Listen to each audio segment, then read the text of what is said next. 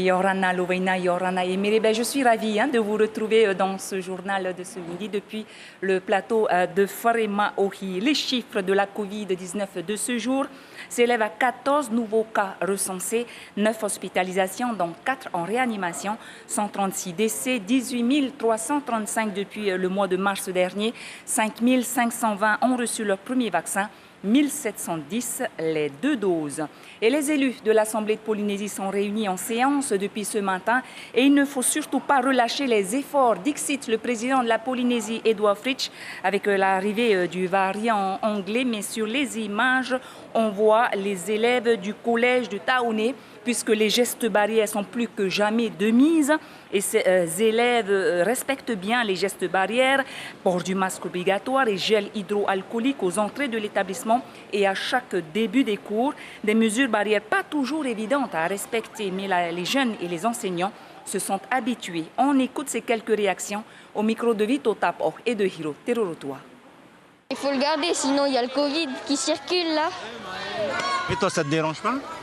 C'est un peu étouffant, mais il faut faire ça. Il y a beaucoup trop de cas positifs et il faut qu'on mette le masque pour que ça ne se propage plus, le Covid. De temps en temps, on est obligé de rappeler de remettre le masque.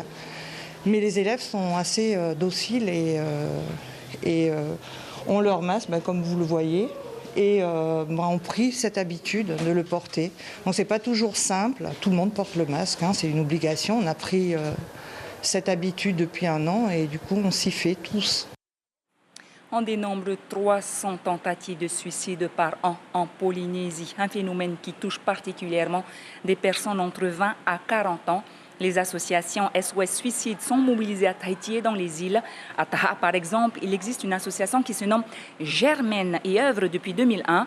Et rien que sur l'île, environ 1000 appels par an. Une campagne de sensibilisation est mise en place dans les écoles, mais aussi dans le centre des jeunes adolescents. Les fédérations sportives et les confessions religieuses sont également sensibilisées à cette campagne de prévention.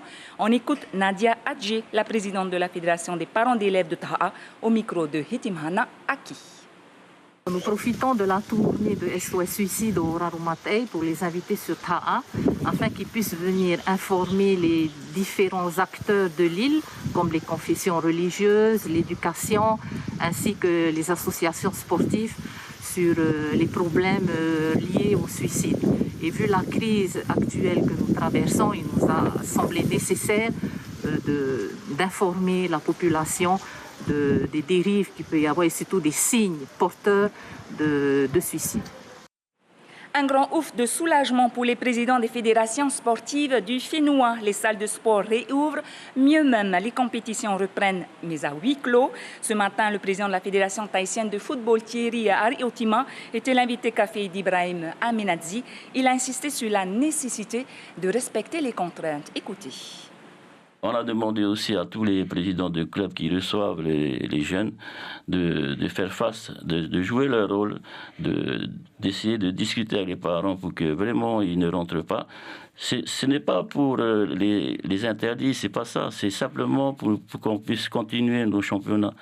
S'ils n'écoutent pas, on risque d'arrêter les championnats. Alors je demande aux parents et même à tous les supporters, écoutez ce qu'on vous dit, c'est vraiment important qu'ils ne viennent pas respecter le huis clos. Non pas pour le bien que du football, mais je pense que dans toutes les disciplines, le huis clos a été mis en place et je pense que c'est une bonne chose que tout le monde respecte ce huis clos pour le bien de notre sport. Et au club de boxe de Tiatoa, à Papeete, les gestes barrières sont aussi de rigueur et le nombre de personnes est réduit à un petit groupe de 4 et maximum 10 personnes.